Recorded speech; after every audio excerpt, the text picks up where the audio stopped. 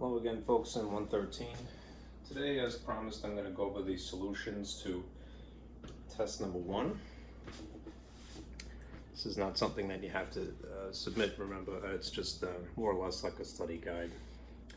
I'm going to give it to you as a freebie. I really just want you to focus on your homework. And anyhow, today is Tuesday, September 21st. It's actually Monday. I'm recording this a little bit earlier, so I'm hesitating because I'm in a time warp. Anyhow, this will be for Tuesday the 21st, all right, for the test, all right? Again, you want to make sure that you're working on these assignments in my lab. I'm going to go over the solutions to this as something of a study guide, all right? And you can gauge how well you're assimilating the material. Right? Basically, if you can handle this test, you'll probably be okay in your MyLab assignments. I took some of them from there. All right. Anyhow, the file that you'll have sent to you is a PDF. Looks like this. All right, this is, in this example, multiple choice, and it's 20 questions. Right?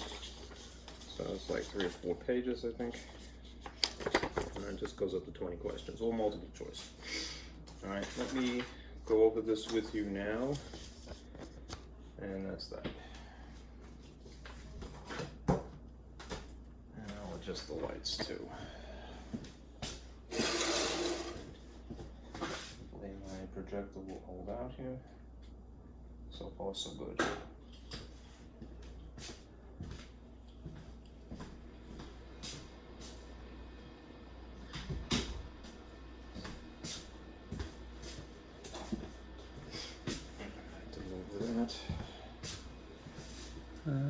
Scoot it over just a wee bit here. I really should put tape or something on the floor to mark it, but I don't really want tape on my floor. So, that's sufficient. Okay. Let's minimize this. Just make sure, because I'm a little concerned. I get emails from people and they have no idea what's going on. If you've been with me from the first day, make sure that you check announcements, all right? Basically on every Tuesday and every Thursday that you see on this calendar, all right? Because the announcements will have everything discussed to this point and, you know, what the section number is. I'm going to add to this later today. For Tuesday the 21st. Okay. All right, now here's my test. Let's see if this is legible with the camera here. That looks like it's all right. Groovy. Okay. What does this incorporate? Well, virtually all of Chapter 1, specifically Sections 6.3 and 6.4 from Chapter 6, and then just Section 10.1 from Chapter 10. In Mat 114, the second semester, will be covering other sections from 6. But that is forthcoming. All right, now, I tried to make this intuitive. All right. What is asked here is to use inductive reasoning. Because what we're working on right now is more like algebra, right? Than it is like geometry. Right? Use inductive reasoning to predict the next line in this pattern. Now, do remember, what happens is you have, when you're employing inductive reasoning, you're working with specific examples, right? Basically to form, all right, general conclusion. So if you stare at these specific examples here, all right, one thing that you'll notice is that there is an obvious pattern here. All right, the first digit, and I'll put this here just to make it a wee bit darker. Get scared now.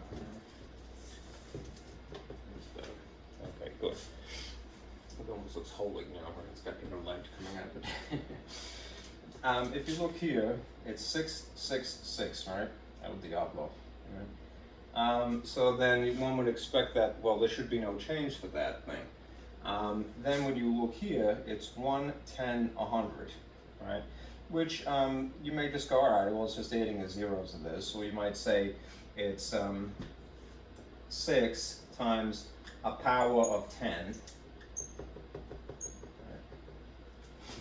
So let's just go with 6 times 1,000. Right.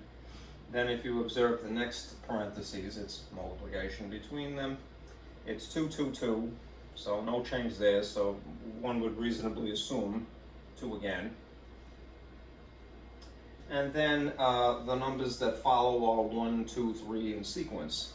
So if you had to hazard a guess, just based upon the limited specific examples here, it looks like it would be the number 4 would be the next thing. All right? Or you might say times a natural number. Okay. So if you wanted to just sort of arrive at some semblance of a rule, right? A general conclusion to describe the pattern evolving here, and it might be something like this. Perhaps you could refine it.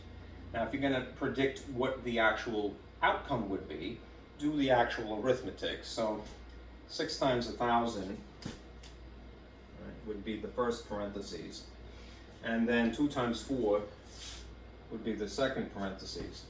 And then if you actually do the multiplication of these two products, they themselves would form the product of 48 with 3 extra zeros.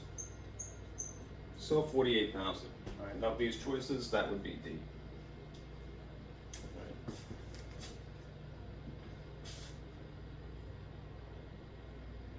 Now if you take a look at number 2 here,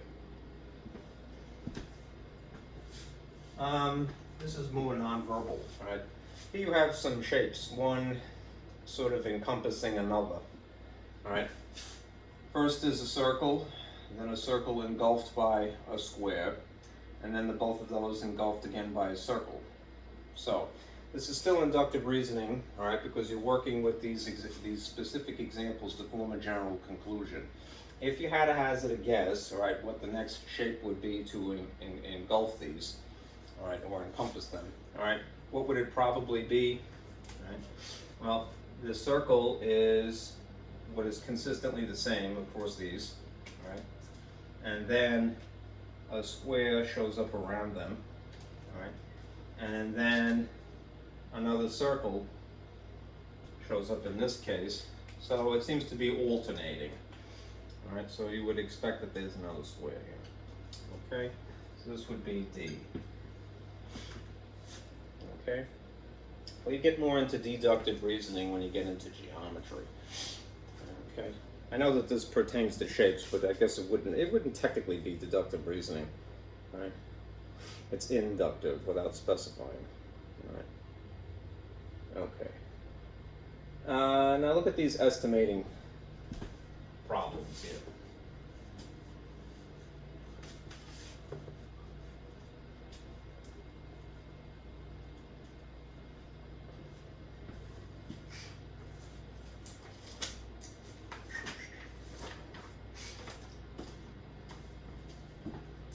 Here's some strategy that I had given you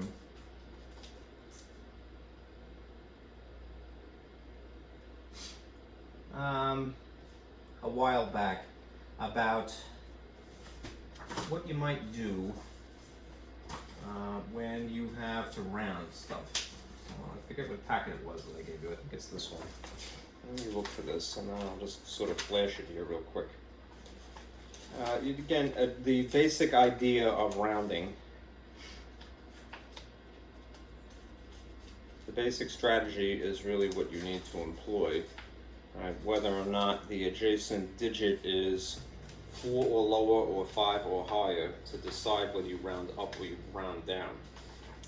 And I had given you a diagram.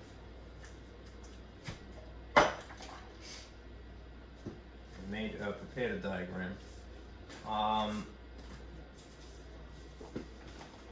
What to do, you know, whether you're adding or subtracting multiplying or dividing. Why I'm having such trouble finding it all of a sudden. Here we go. All right, just a reminder of this old diagram. All right, what does it entail doing if you're going to estimate your answer by rounding? Well, it does entail rounding. All right, so you're going to basically be using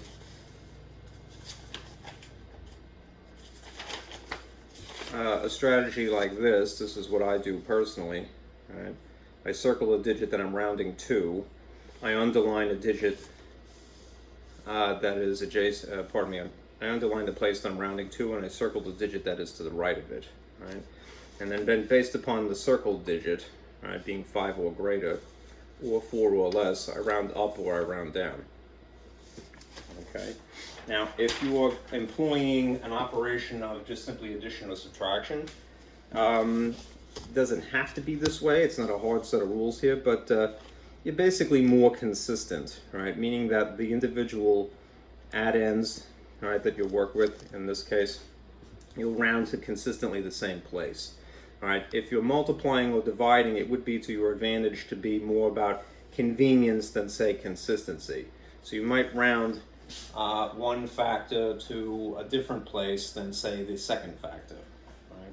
Especially when you're dividing it, it's really about convenience in a case like that.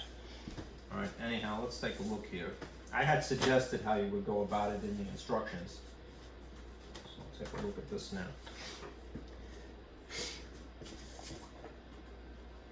Okay. Estimating is by rounding each number to the nearest 100. Now, you do need to know your places, right? Which means if you have, it's a little bit hard to see from far away, but if you have the paper, what you will see is 838, right? The nearest 100 would be specifically where the 8 is sitting. So again, my own way of doing this is to underline where I'm rounding to, and then make a judgment call based upon the number adjacent on the right side of it. Right? This is a 3, which makes it less than 5. Right? If it's 4 or less, you just change these to zeros, which would make 838 basically 800. When you have 566, right? You'd round to where the 5 is, and you'd make the judgment call based upon the 6 there.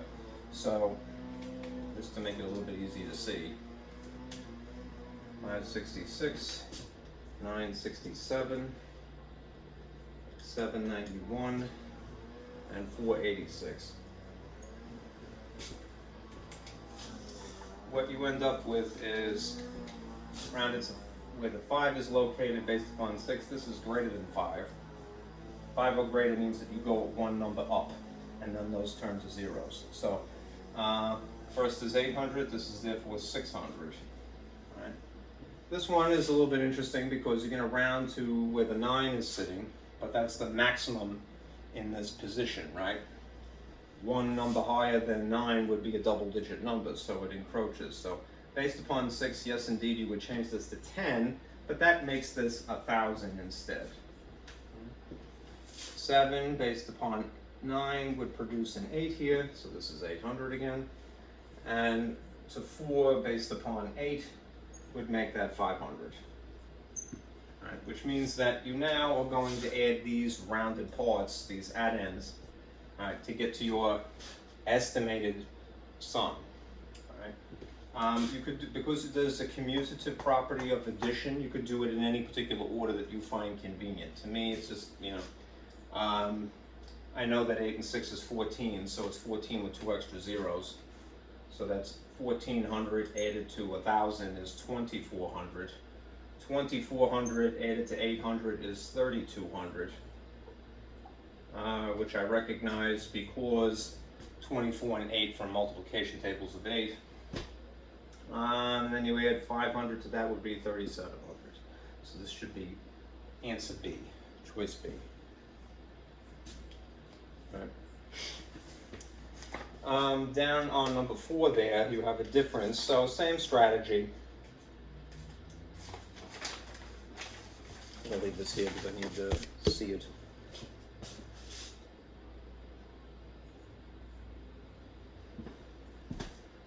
Because it's addition and subtraction and they have similar sort of process. All right, estimate the answer again by rounding. Well, if this is 743 and this is 272, all right, if you're rounding to, again, the nearest hundred consistently, make a judgment call based upon 4 here. All right, this would be just approximately 700 then, rounded down. All right, this on the other hand would round up based upon 7 here, so this would be 300. I have to sneeze. I'm sorry.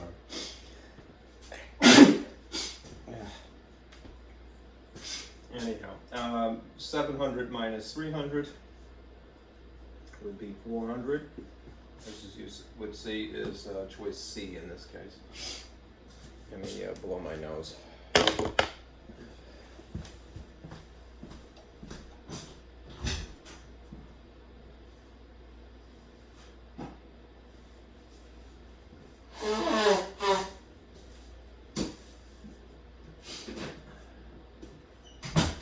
Honk honk. Okay.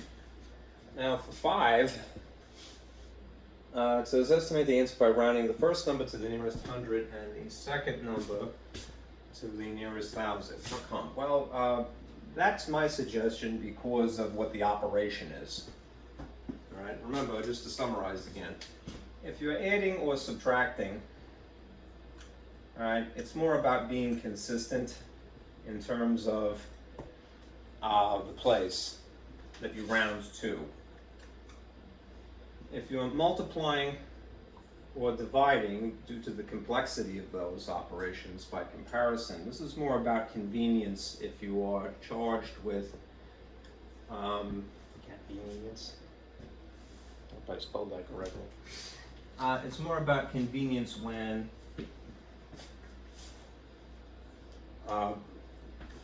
you have to multiply or divide, right? So you could be less consistent is really what I'm getting at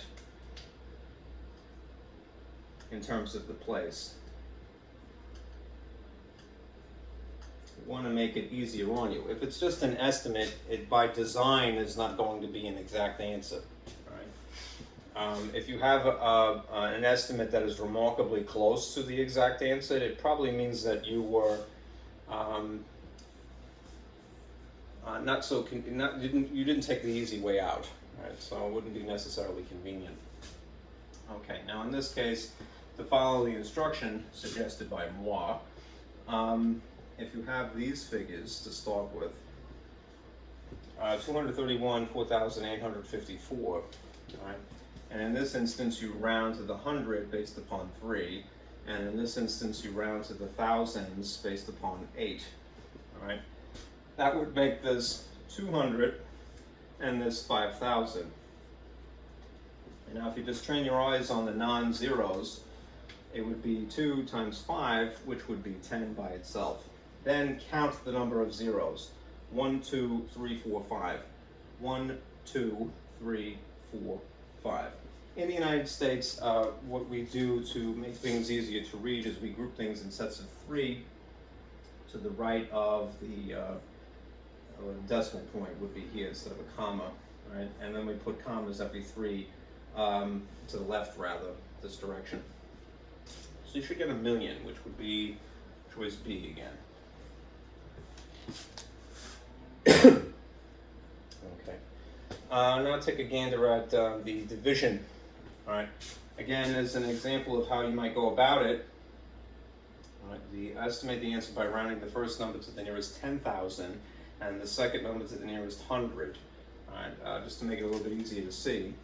All right, this is 43,130 divided by 369. All right. Let's see. Nearest 10,000 would be where the 4 is located, based upon 3. All right. And the nearest 100, notice the lack of consistency here, is to where the 3 is, based upon 6. All right. So this would be 40,000. And this would be 400. Now, Now another thing, when you're actually doing the division, a lot of times it's easier to present it rather than in the rather than using the traditional colon with the line through it symbol, more or less stack them. So there's no commutative property of division, meaning that the order is very important. This thing that shows up first would be above the line. And then this what shows up second after that symbol would be below the line. All right. This is still understood as being 40,000 divided by 400. Why do it this way rather than that way? Because you could take advantage of a shortcut, which is that if you have pairs of zeros, you can eliminate them as such. And that means that you're left with something that, although it's smaller, has the same exact relationship as what you were working with. This is an equivalent, all right, to the larger example. 4 goes into 400 exactly 100 times. All right. So that's a shortcut. D. Okay. Okay. Now you have some word problems, which is an exercise in translation, basically.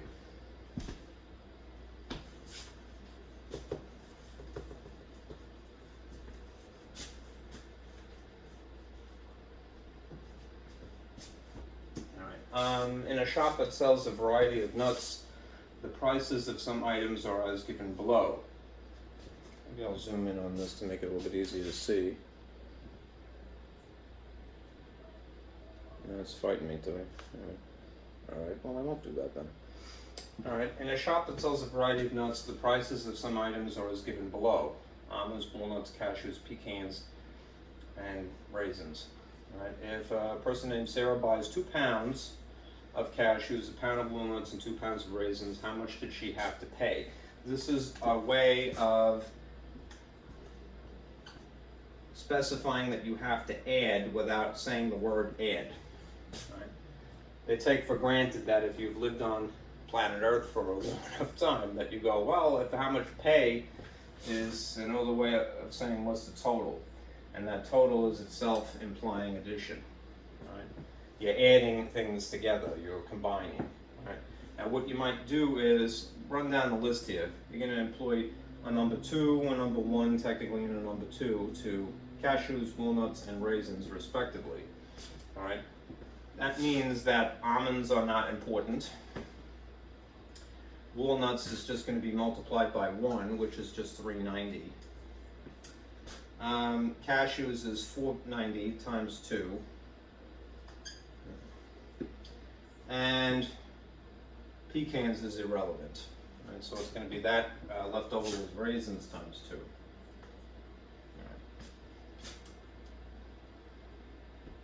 All right, now figure out what this would be each, and do yourself a favor, collimate these so that when you add them, you do so correctly. Remember, when you add or subtract, everything has to be aligned according to place value. Right? This is another reason why, when if you're in the position of teaching math, especially simple arithmetic, to a little kid, all right, give them graph paper. I know that sounds a little cuckoo and maybe super anal retentive, but neatness helps, right? You will make a mistake even as an adult, even as the person in charge, all right, if you have sloppy handwriting. So the scaffolding, all right, will keep you a little bit more neater. Right? They are like bumpers on the bowling alley winners, right? Anyhow, 390 times 1 isn't going to change anything, but cashews is 490 times 2. So figure that out first. All right, 0, 18, 8 plus 1 is 9, and there's 2 decimal places, so it's 980. That would go here. All right. And then raisins is an additional 310, but times 2 because there's 2 pounds of it. All right. So that's 0, 2, and then 6, 2 decimal places, 620. Decimals must line up. All right. Everything in the hundredths place, all right, is the zeros. All right. Then everything in the tenths place. 9 and 8 is 17. 17 plus 2 is 9. Carry the 1. All right. Decimal point. 1 plus 3 is 4. 4 plus 9 is 13. 13 plus 6 is 19. So you would have another column here. All right, 1990, all right, would be your choice C.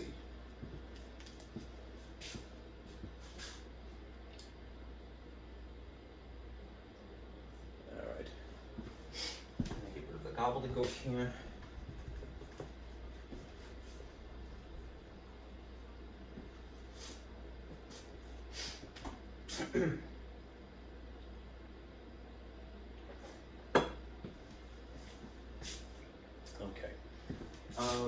An electric pole, 16 feet high, casts a shadow that is 8 feet long. What is the length of a shadow? The length of the shadow of a 21 foot pole. All right, round the answer to the nearest whole number, that is round after, not before. All right. If in the instruction you're just simply told to round, you're not told to estimate, that usually means rounding as an afterthought. In other words, don't round the parts. All right, just do the regular arithmetic and then round your answer, whatever you end up with. Now, when you have a situation as described here, all right, what you can employ is something called shadow reckoning. I believe it's spelled with an R. Shadow reckoning is taking advantage of the fact that similar figures are proportionate. We're going to revisit this probably in the course 114. Now again, just to refer back to the packet of information that I had given you, what I'm alluding to here is that there is once again a strategy for this. All right. Here you go. Okay. There's basically two formulas that you might like to try. They're good tools to keep forever. All right. If you're given something that you identify as a conversion factor, then what you might try to use is this basic model that you see here. I wish I should have encapsulated it to make it more obvious. The unit conversion machine, if you will. Whatever conversion factor you are told, say that like 1 foot is 12 inches, right, or that 1 inch is 2.54 centimeters, right? You could write that in the style of a glorified fraction, what we would call a ratio more accurately, right? Then multiply by whatever is given, the units would cancel and it would leave you with what you want, right? If instead you have a situation described as basically a ratio of shadow length and height of something, you could make it look like one fraction set equal to a second fraction. This is a different model or tool than this. All right, let's call this the proportion machine. All right. In this case, you perform the ordinary arithmetic and maybe employ cross simplification. In this instance, you employ something called cross multiplication. Right. The only thing that you have to be mindful of when you're borrowing this basic shape, all right, is that you have to be consistent in how you arrange the 4 parts.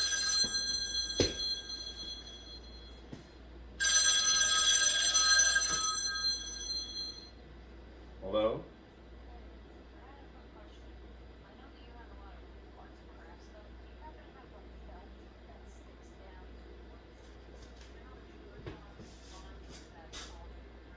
Yeah, I have that.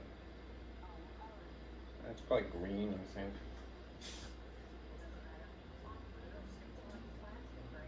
I think so.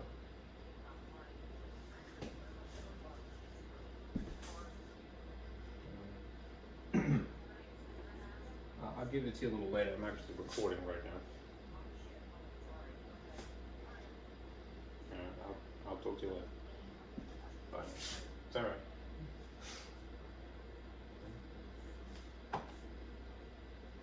Sorry. That was my old assistant. What I'm getting at is this diagram from a couple of classes ago. You were introduced to basically this model and this model, and this is the one that is relevant. Right? When you recognize that you're dealing with proportions, all right, you're going to write an equation that has 4 voids like this to fill in. Okay, put this back down.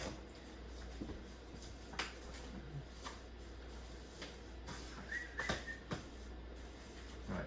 Similar figures are proportionate. All right. Now, what are the similar figures in question? Well, apparently an electric pole, which I don't know what an electric pole is, I would guess a lamppost, right, or a telephone pole that is carrying power lines. They, under daylight at least, would cast a shadow. So if you can imagine this red stick that I'm drawing here as being one pole, right, and this blue stick that is next to it is the second pole, right, they should both cast a shadow, right, during daylight hours. Right? And it just so happens that even though they're not the same height, they would be regarded as similar figures. Right? Similar figures have equivalent ratios. That is to say that they are proportionate. Right? The ratio of their height to their shadow length.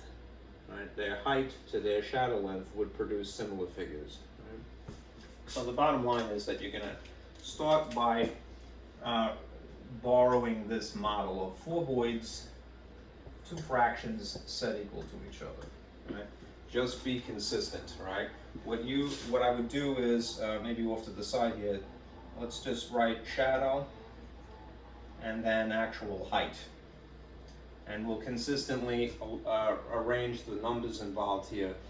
Shadow on top, height on the bottom. So shadow, shadow, height, height. Right?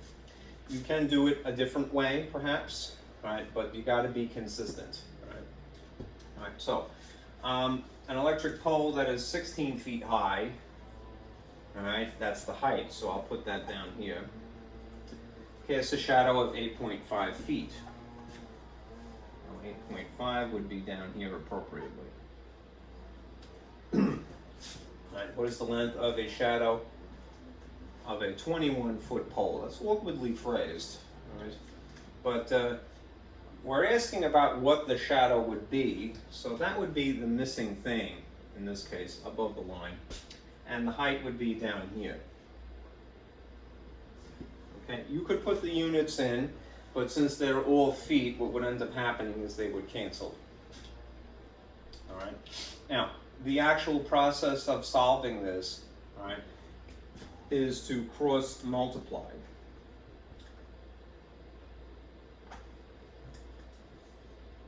All right, which is to multiply diagonally that way, multiply diagonally that way. All right. This is sort of the beginnings of algebra. So what you might do instead of having a question mark is maybe put a letter. And since we're looking for a shadow, a logical letter might be the letter S. Right? What is the abbreviation for 16 times S? Well, it would simply be 16S. I'm going to put a dot here just to illustrate that these two things are being multiplied. Right? On the opposite side, you have 8.5 times 21. And you might go ahead and do the actual multiplication, but I've sort of found out for myself that a lot of times it's better to just sort of superficially multiply, that is, put the dot there to indicate that that would be going on in between these two things without actually forming the product. Why? Because if you're going to use your calculator, be strategic, all right? And it may just be that you end up with some numbers here that can simplify, right? Not in this case, it doesn't seem, but in other problems, right? Now, if you're going to solve for the shadow length, the S, you have to get the S alone on one side of this makeshift equation. So how do you justify moving something from one side of equals over to the opposite side? You perform the opposite operation. What is the opposite of multiplying, right? Dividing by 16. Right? This will strategically cancel every time. And then if you've done it there, your hands are tied. You're obligated. You must do it to the other side as well. Now, what I'm getting at is that when you're using your calculator to give you an answer, right, it's much easier to have this arranged good to go before you start entering things. Right? So it's arranged very nicely. Right? And what you would do is you would take your calculator, right, and enter in the top figures, 8.5 times 21.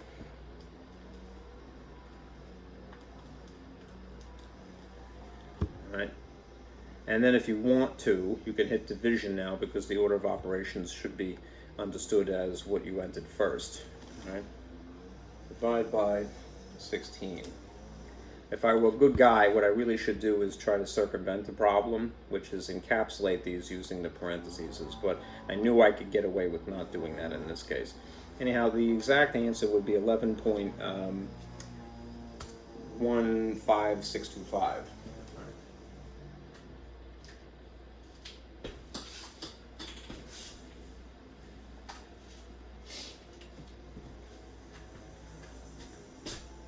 The shadow length would be exactly equal to 11.15625.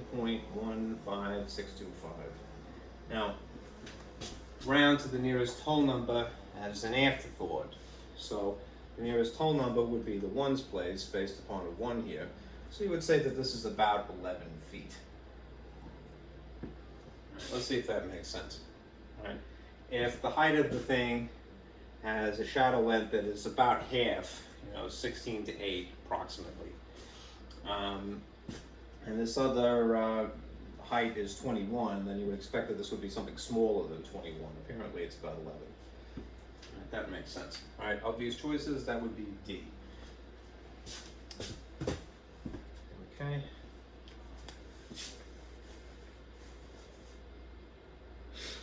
All right.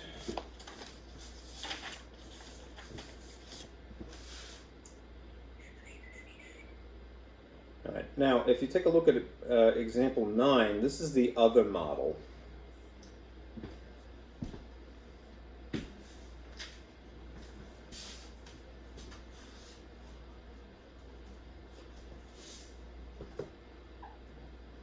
This is employing a conversion factor to get to your answer.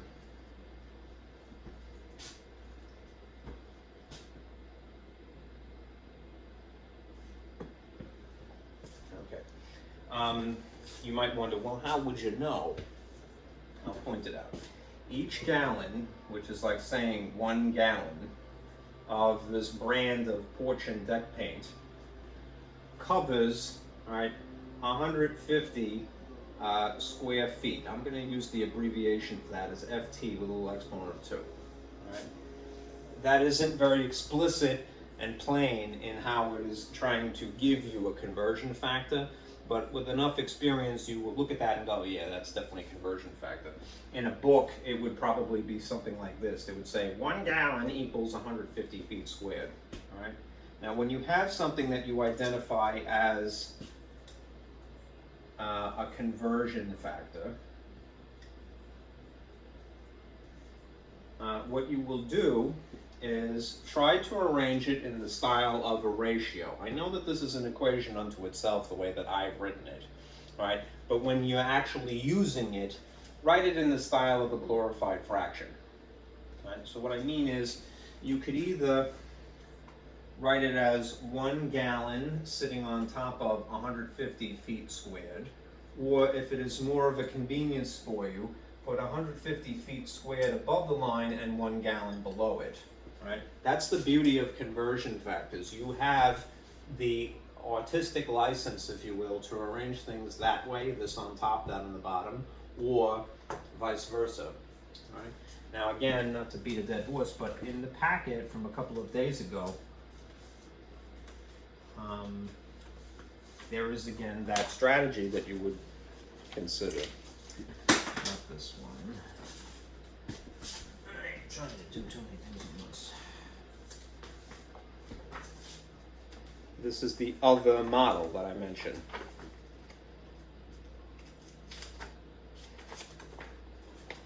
Right. Here is, just as a point to illustrate, here is a photocopy of the inside of a marble notebook. Right. These are all conversions, right? 12 inches is 1 foot. Anyone in the United States knows that, right?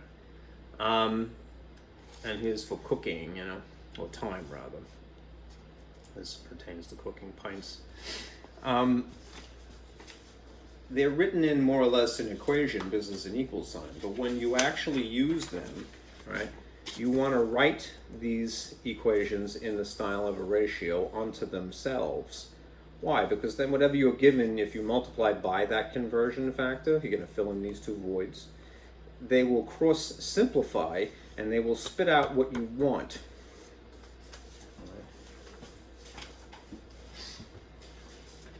That will be especially useful in, again, 114, but it's useful for life, really, right? And if you were to take a science course, especially chemistry, you end up doing this a lot. Anyhow, for the sake of space, let me put this here. All right. I'm going to borrow, as I mentioned, that model. All right. What is given to you, you're going to then multiply by a conversion factor. I'm purposely using green just for the reason that green doesn't write too well, so I can superimpose upon it. This will spit out what I want. All right. My conversion factor would be either this incarnation of it or that. All right. What's given? How many gallons are needed to cover 1,500 square feet? This is essentially what is being given to you here, right? 1,500. So I would put that figure here, 1,500, and then the unit as well. Right? In this case, it's helpful to see the unit. All right? And let me see if I can get this a little bit more visible here. You're going to multiply by the appropriate conversion factor. Well, ask yourself, what do you want as the end result? You want gallons as an end result here, right? So if you want so many gallons as an end result, where would gallons have to be appropriately placed in the conversion factor so that it doesn't cancel, right? If you want gallons as an answer, gallons has to be above the line, right? If you want feet squared to cancel, then that would have to be down here. That is ultimately how you decide whether you arrange the numbers this way or that way. All right, so if the conversion factor is that 1 gallon is 150 square feet, then you would choose this version of a conversion factor rather than that one. Right? You make that judgment call as you go through the problem. All right, now the beauty of this is that if you take the time to rig the machine, all right, what ends up happening is that the units strategically cancel. Right? Just like numbers, right? If you had if you had 2 over 3 times 1 over 2, right? Yes, you could do 1 times 2, would put a 2 here, and 3 times 2, and put a 6 here, and then simplify it to 1/3 by dividing by the GCF as an afterthought.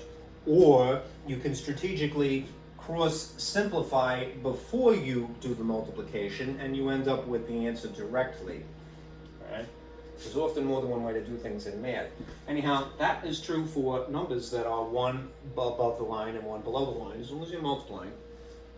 Right? And it's also true for words, right? Or even abbreviations for words.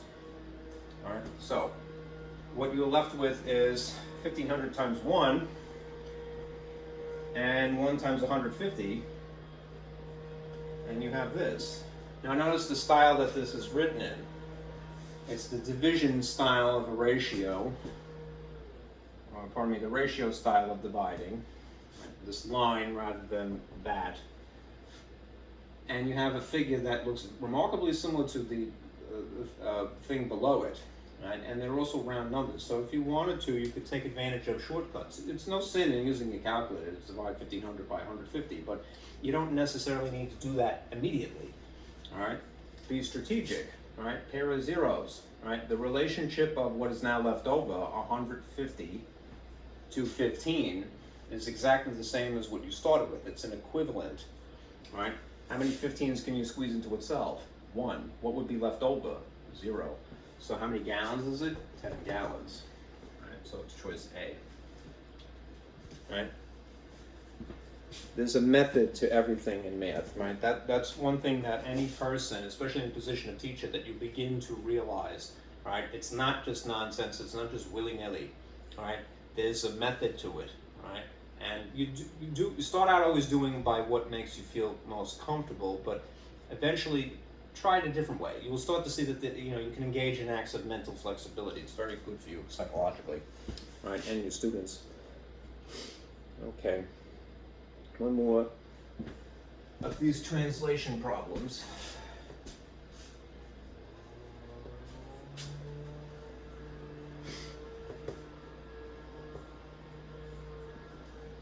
Teeth feel funny today. They often do. Okay, here's a word problem that is going to employ algebra. I'm pretty sure I did steal this, in fact, from my lab. Missy and Carl work at different jobs. Right? Missy earns $6 per hour. This is a conversion factor. Right? How do I know? Because they're using this word per, which translates to division. And again, you could write division in the style of a ratio. So right off the bat, you could write something like this. $6, the dollar sign in front, because it's not measured, it's counted, over 1 hour. HR is the abbreviation for hours. All right. Carl, right, earns $5 per hour. Right? That's the second conversion factor. Right, which would be written appropriately like this. Okay. Let me see if this light helps a little bit. I kind of think it does. Yeah. They each earn the same amount of money per week, but Carl happens to work 2 hours more. Why? Because he's getting paid less. Okay. How many hours a week does Carl work? Now, there's a lot to this, but let me start by saying, ultimately,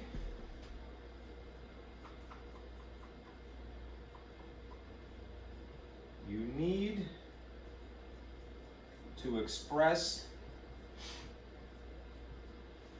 everything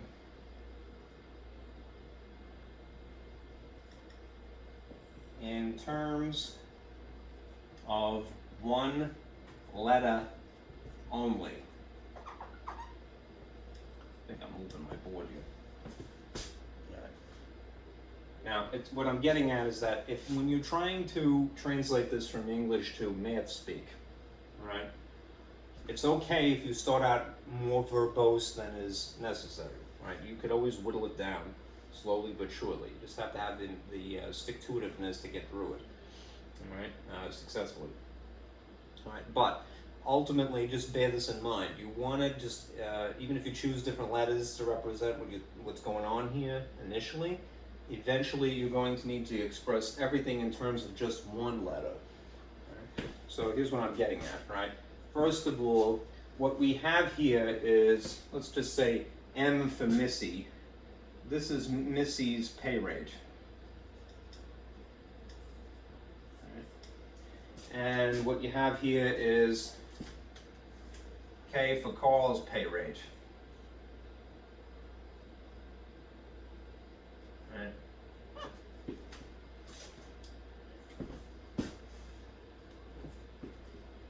All right. Now, these two people earn ultimately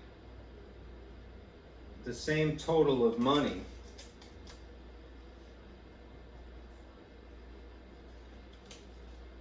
So I'm going to start with a pretty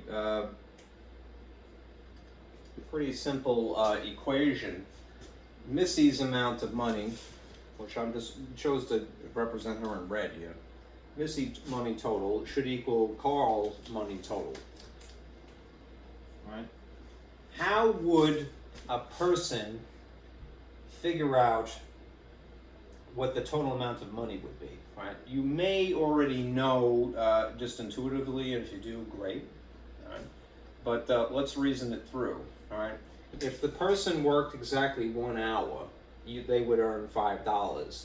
So if a person wanted to figure out, well, what would they work after 10 hours? What operation would they really employ to get to the answer quickly? All right? It's not explicitly stated. It's why I'm belaboring the point. But basically, the total would be the pay rate for the individual times a number of hours.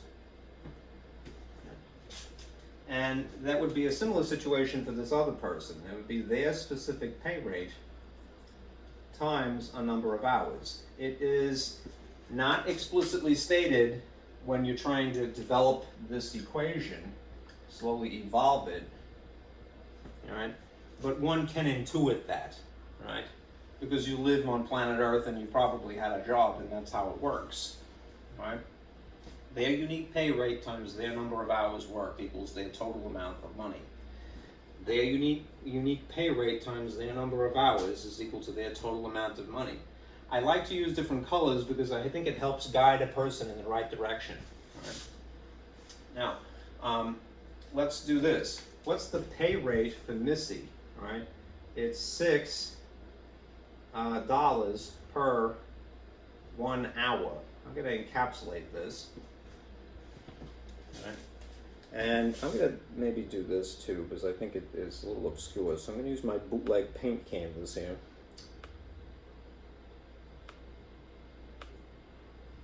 To make that a little easier to see. All right. Number of hours for Missy, we're not really sure yet. All right. But we know that it would have to be multiplied by this, and that it would be in the unit of hours. All right.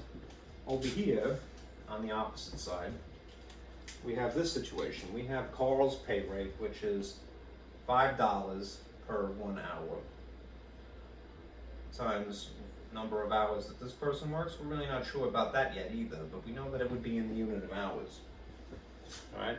What you're seeing here is an equation slowly coming into resolution. The skeleton is slowly fleshing out, and it's getting whittled down to the bare essential. All right, slowly but surely. All right, and that makes a person more comfortable generally as it starts to come into resolution. It becomes more understandable. All right. Notice that this is something like a conversion factor problem, right? Because it's something, a conversion factor times something of the same hour unit here and here. All right. Now, here's getting back to this point. We ultimately need to express everything in terms of one letter. If we wanted to start out by saying, all right, it's the missing number of hours, fine, right? And the Carl number of hours, K, that's fine, all right? But we're going to end up getting stuck with 2 letters simultaneously, all right? And then we will be in gridlock. We won't be able to proceed further. So what we're going to have to do is we're going to have to express everything either in terms of M only or in terms of K only, all right? If you go back to the problem for a moment and read it again, all right, I know my gobbledygook is all over the place, so let me sort of get rid of this now that I've beaten a dead horse. Take a look at this again. It refers to Carl as working 2 hours more than Missy, right? They each earn the same amount, but Carl works 2 hours more. It's not, again, explicitly stated, but what is implied here is that Carl is going to be Missy plus 2, all right? They didn't say her name even in this sentence, but it is intuited that way, all right? 2 hours more, all right? 2 more than the reference, right? What's the reference? Missy, right? What does that basically mean? It means that Carl can be expressed using M, which would leave you with an equation that has only one letter, namely M, right? I know that what they want is to figure out how much Carl works, but what we're going to have to do in this particular problem is we're going to have to figure out Missy's number of hours first. Why? Because Carl is dependent upon that information. And that's the way it goes, you know? It's not a very long, in terms of its description, problem, all right? But in a very subtle way, this is the process. So here's what we can do to simplify our lives, all right? M stands for Missy's hours, all right? So these units would cancel as being one above the line and one below the line, all right? And that would leave us with $6 times M. I'm just going to put it as 6M on this side, all right? Similar situation would go on here, all right? The hours unit would cancel here and here because one would technically be above the line and one would be below the line. And what you'd be left with would be 5 times not just m, but what I have to really sort of group together, what Carl represents, m plus 2. So this is really imperative that you encapsulate this as such. Right. Then what do? Well, you distribute, if you can't actually combine a letter with a number, and you can't, then what you could do is now at this point eliminate these parentheses legally by distributing 5 to each of the contents. Which means that what you get now is 6m is equal to 5 times m is 5m, and then 5 times 2 is 10. And you see that it's slowly coming into resolution around the letter m here.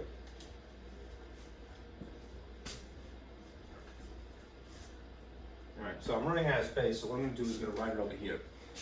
6m is equal to 5m plus 10. We have a little bit of practice in this semester to this point in solving things algebraically. So what I had encouraged you to do a couple of weeks ago was make a table, all right? So draw a line like this underneath the whole thing. It's a little crooked, sorry. Should look right at it. And then separate out the sides, if you will, along the equals dash line here. What you will need to do is to get the m exclusively on one side. Right? In order to justify taking that entire chunk, that term, 5m, you would have to, believe it or not, add or subtract.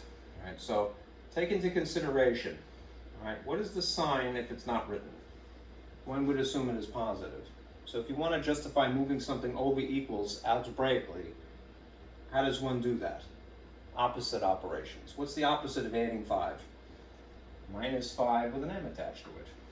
And if I did it here, my hands are tied. I'm obligated to do it here for the sake of balancing. Okay? I don't know what m is, granted, but by sheer logic alone, all right, what's something minus itself even if it's mysterious? It cancels, right? What is 6 minus 5? It would just technically be 1, which is an optional figure. When you have a coefficient, that is the number sitting in front of the letter, you don't have to write 1 if it's a positive 1. You could leave it out. And then what are you left with? 10. So if this is Missy's hours, then she worked 10. What is the question asking for? Carl. All right. If Carl is m plus 2, then that means Carl is 10 plus 2, which is 12 hours. Okay. It may take a while, and you may go, this took you, buddy, all right, 10 minutes or whatever to go through it. Because in the position of teacher, you have to explain the intricacies of something, then you're not doing your job. Right? So never feel bad about taking a long time to explain something as long as you are getting to the answer. Right? Your job is to demystify. It's very important. All right, back to this. All right, we'll go a little bit quicker now because we have less complex word problems to dissect.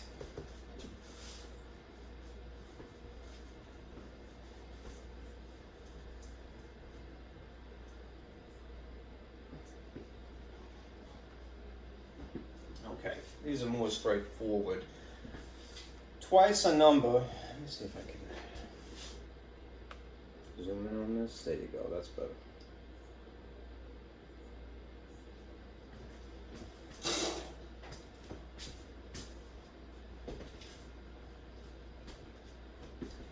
Translate. Twice a number is 10 less than 3 times a number. I'm trained to zero in on this word because I know that is equals.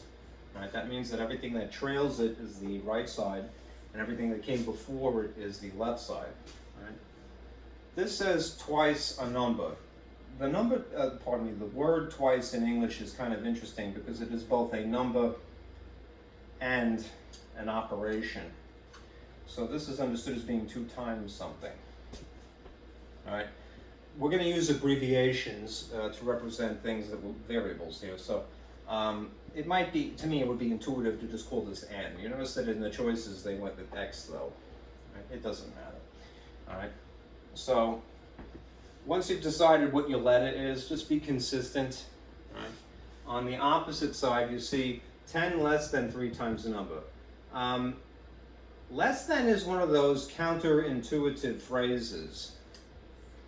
It's counterintuitive because it's not exactly what you would expect. You would expect to see, if it says 10 and you know that this is implying subtraction, that it would be 10 minus something. But because it's comparative, right, it's 10 less than the thing that it's referencing. So actually what you need to do is you need to put 10 minus on the far end. And then what is described grammatically here, put that in the front because that's the reference. Right? Now, 3 times is 3 times the number, so it would be 3n on one side minus 10. Right? What does this most closely resemble if you go with their letter that they chose, which is x? It would be this one,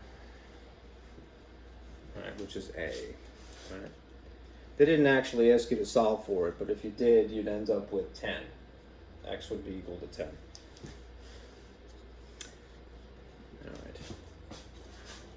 All right, number 12. This is getting into the models from section 6.4.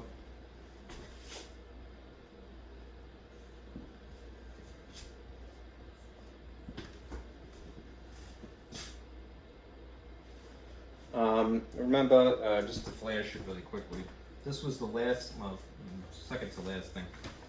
There are models that are directly proportional, inversely proportional, joint, and then a combo. All right. So when you're starting out writing these, right, maybe borrow what is written, y and x and k of some sort. All right. And then you can adapt it to the unique problem.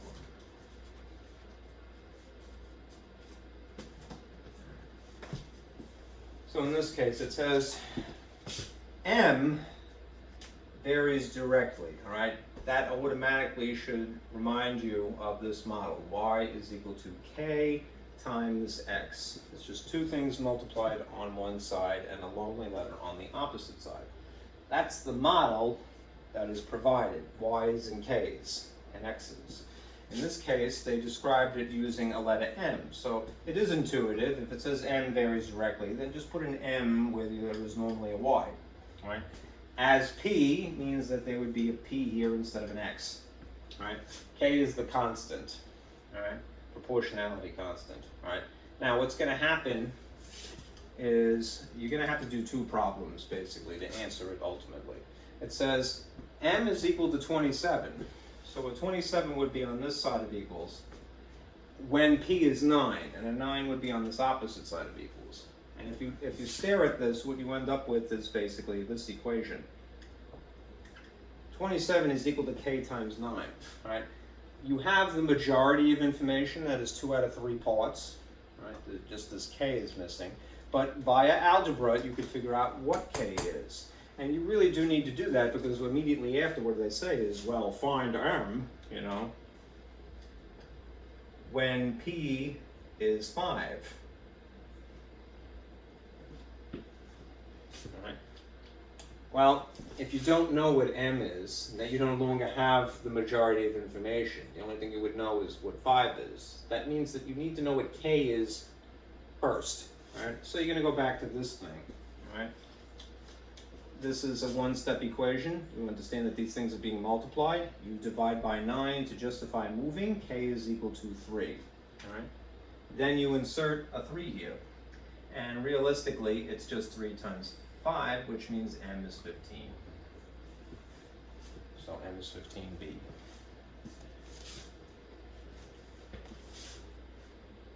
Okay. Now we're going to do percentages.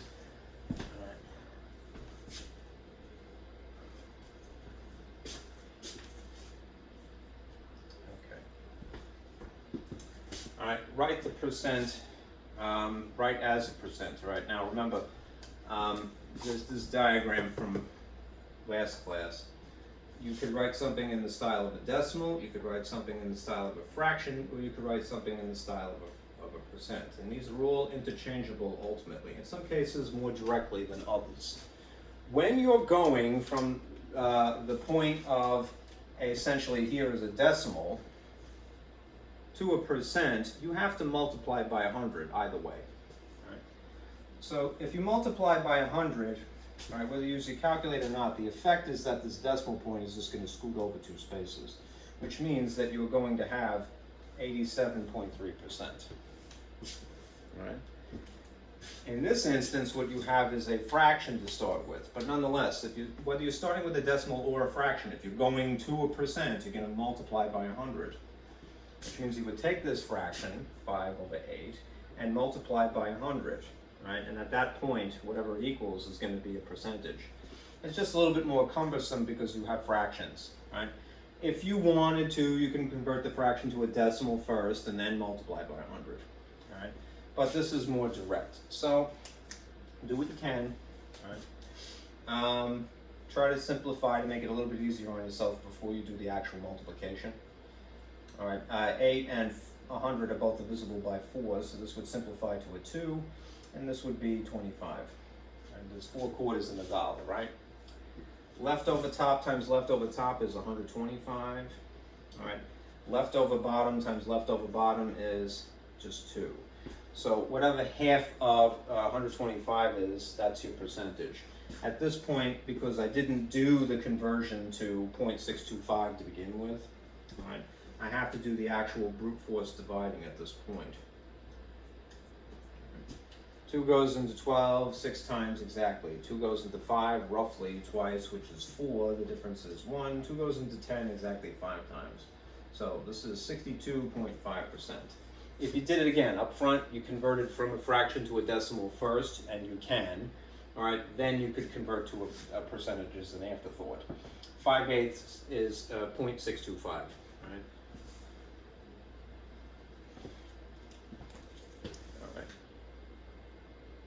Okay, now look what you have.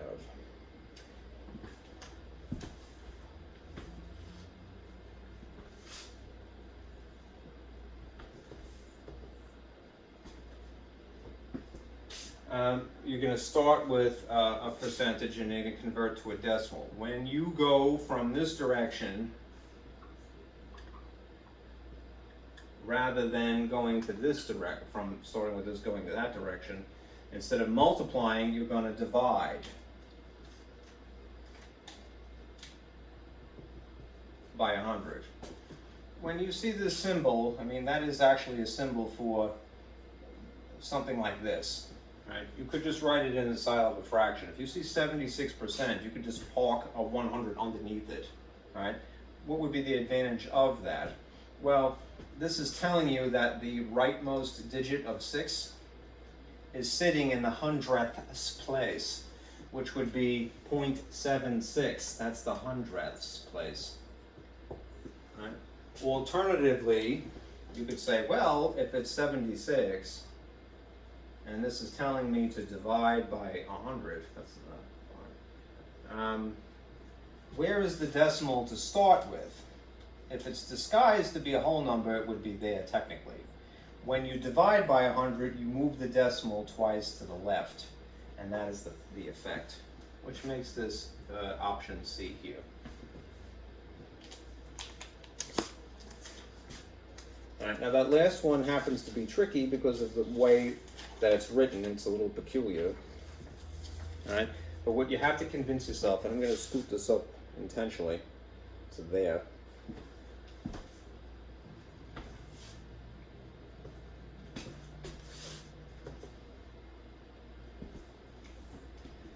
This is what style of number to begin with.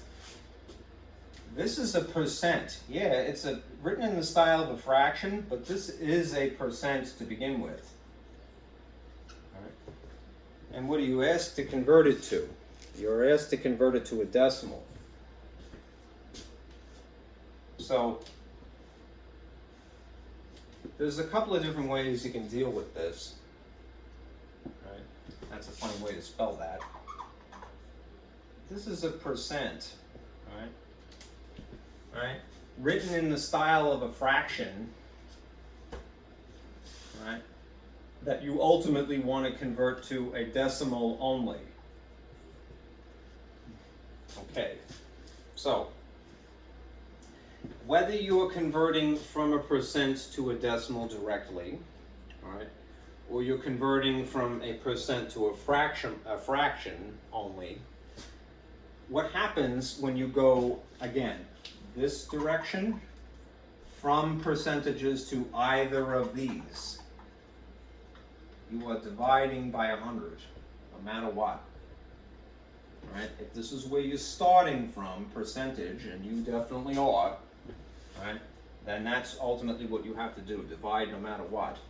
Which means that this is really 3/8 divided by 100 to start with. Now you may or may not remember from arithmetic, but when you divide a fraction, the effect is that you multiply by the reciprocal, which means that this ends up being 1 over 100. You keep, change, flip. Right? You change this to multiplication, you justify it by flipping it. So if it's 100 over 1, technically, the reciprocal would be 1 over 100. All right? And now it's fine. All right? Now it would be 8 times 3. 3 times 1, which would just be 3. And 8 times 100, which would be 800. All right? Now the instruction is still, you want to convert this to a decimal only, and what you end up with is something that is halfway done. It's purely a fraction. It's no longer a percentage. Right? So what you would have to do is the brute force division, whether you use your calculator or you do it by hand, but let's do it by hand here. You would put a 3 here and throw in some zeros, right? And go through the process, right? It might be a little tedious, but we'll see. Right? The alternative is to have converted 3/8 to a decimal first, right? And that might end up being a little bit easier if you look at these figures, right? And then move the decimal point, right? 8 does not fit into 3, so you put a 0 up in the front. 8 does fit into 30, which would be 3 times, and the difference would be 24. 30 minus 24, which would be a difference of 6. 8 goes into 60 7 times, which is 56, and the difference would be 4. And then 8 goes into 40 exactly 5 times, right? If you chose to make this fraction a decimal first, just remember it would still be technically a percent. You would have to then move the decimal place. If you do the division at this point for the percentage portion of the show, move your decimal left, and you would end up with 0.00375. That's what's going to happen here. All right. 800 does not fit into 3. It does not fit into 30. It does not fit into 300 even. But 800 fits into 3,000 in the same way that 8 fits into 30, which would be 3 times, and the difference would be 2,400 here. This would be 600 as a difference, drag down a 0. 800 into 6,000 is the same relationship as 8 into 60. You need to know your multiplication tables of 8, essentially, which would be 56. All right, difference would be 400. Drag down one more 0. 800 goes into 4,000 in the same way that 8 goes into 40. Know your multiplication tables of 8. That would be 4,000 exactly, and this would terminate. Right? This is the decimal conversion, a puny number. Because it wasn't even a whole percent to begin with, it was a fraction of a percent. This is the end result, 0.00375. Just beware, there's more than one way to do it, is often the case in math.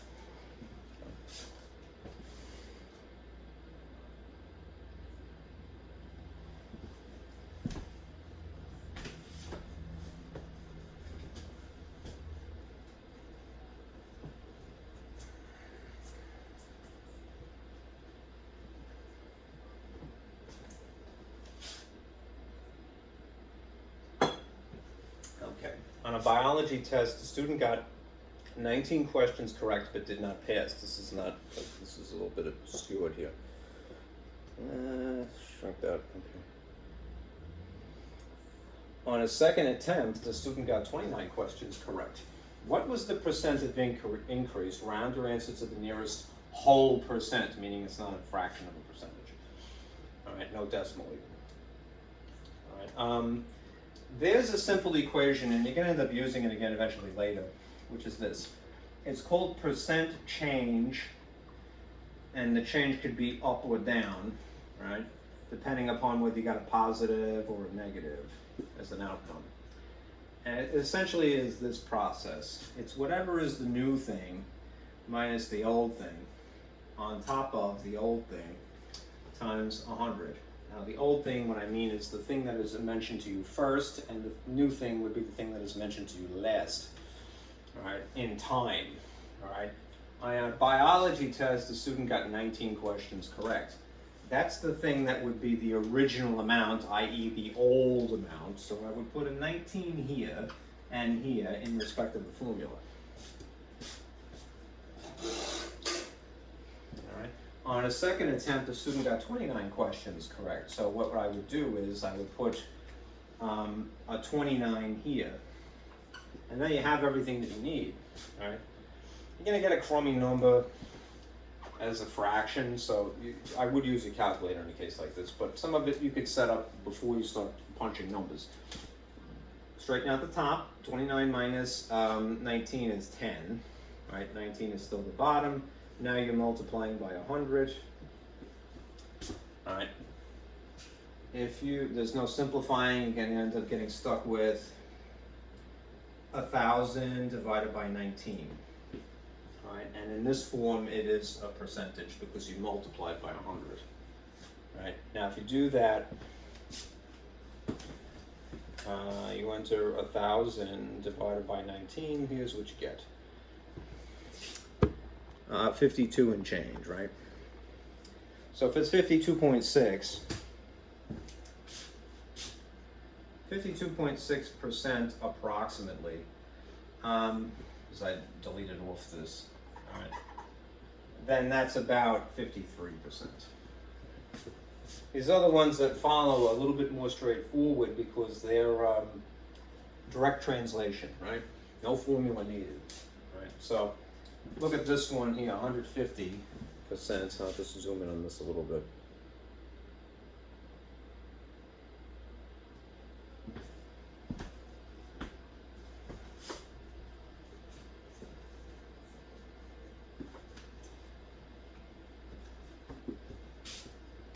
Of is times is equal, all right?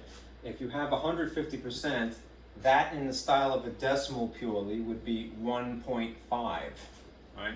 So it would be 1.5 times 390, all right? You could punch this into your calculator directly. It's just arithmetic, all right? And what do you end up with?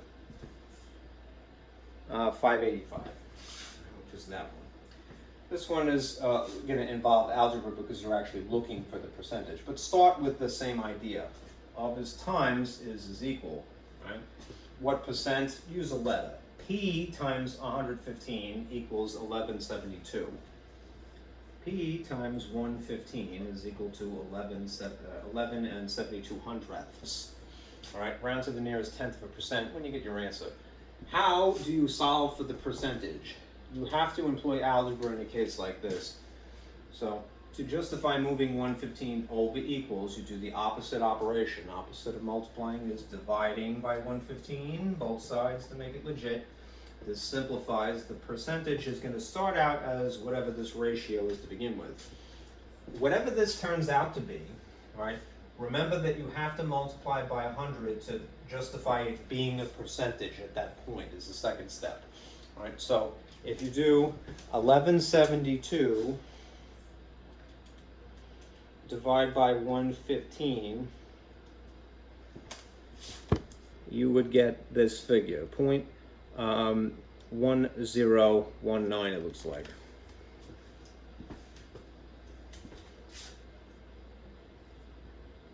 1019, whatever it is, right?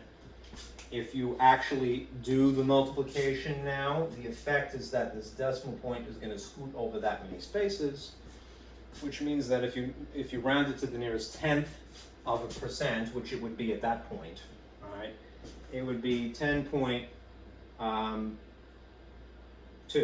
right, which is D in this case, percentage. Okay. Remember, there are percent equations. All right, and there's like 3 incarnations of this. I think I have this here. Yes, it's one of the earlier packets. All right, you're either looking for the part, you're looking for the base, which is the whole or the original amount of something, or you're looking for the actual percent. They're all collectively referred to as percent equations.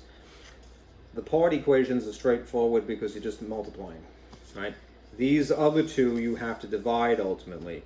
The percent type is the added step. You have to multiply by 100, always as an afterthought, to make it actual percentage. Okay?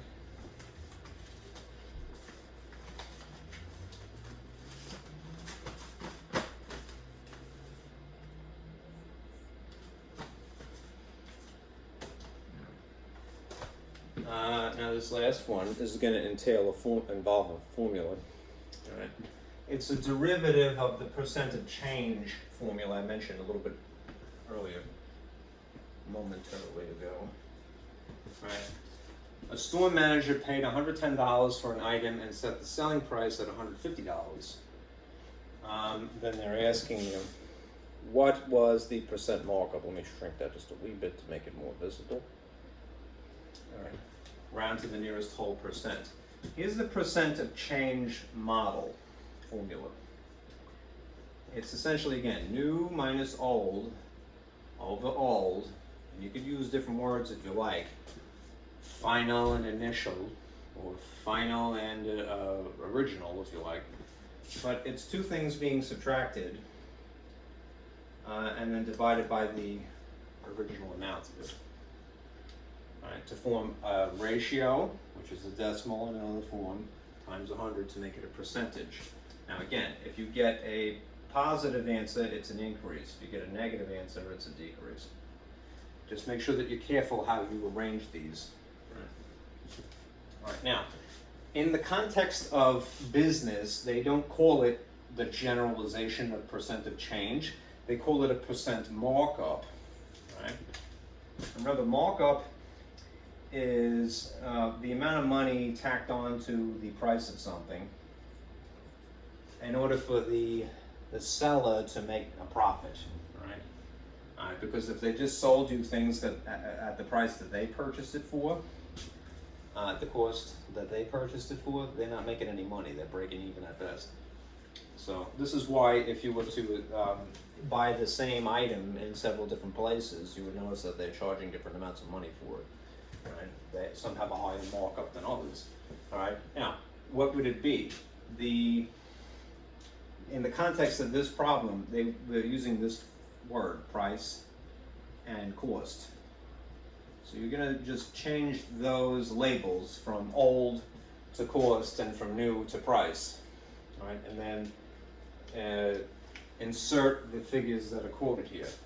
They paid $110. That means that it was at a cost to them. 110 would be here and here in the model, right? And set a selling price of $150, which means that that would sit here, right? If essentially you have 150 minus 110 over 110, you subtract first because you have to, right? You wouldn't be able to divide unless you do that first. Unless you broke it up into two pieces, right? That wouldn't be helpful. This is 40, right? If you have 40 over 110 times 100, you could simplify first. Again, that is always strategic. All right, pair of zeros. All right, it's like dividing each of these things by 10 without consciously thinking of it. And then it's 4 over 11 times 100. You can enter that into your calculator or make this a decimal first. If it's 11 divided into 4 here, you're going to get a repeater, all right? 11 doesn't fit in 4, but it goes into 43 times, which should be 33, right? And the difference would be 7, all right? 11 goes into 76 times, as close as you get, which is 66, and the difference is, coincidentally, 4 again, all right? And you have what you started with. So it's going to be 3, 6, 3, 6, 3, 6 forever and ever, or you can put a bar over those two, all right?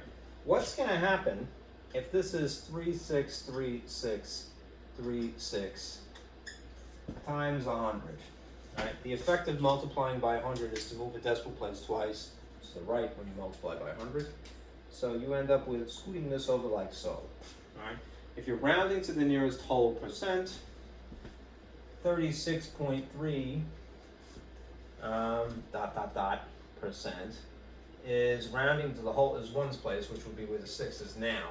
All right, based upon 3, you would approximate this as 36% mark up. Okay, which is B in the option C. Okay.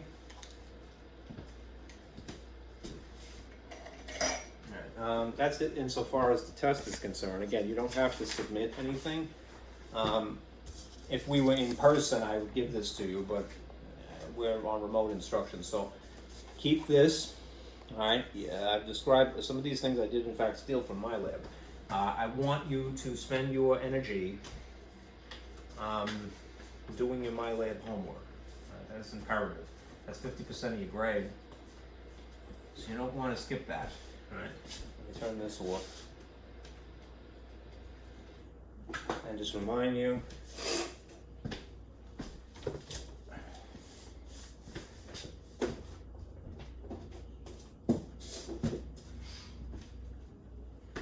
what's going on this week.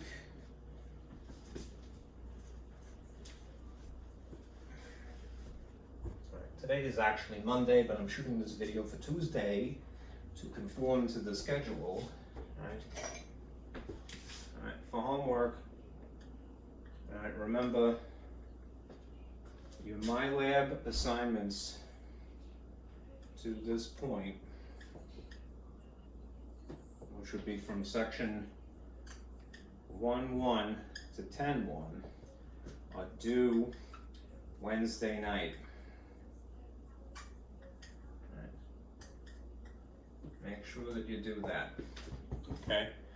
That's really all that you're responsible for, okay? All right, so thank you guys for listening, all right? I'll see you again on Thursday. All right, be careful out there.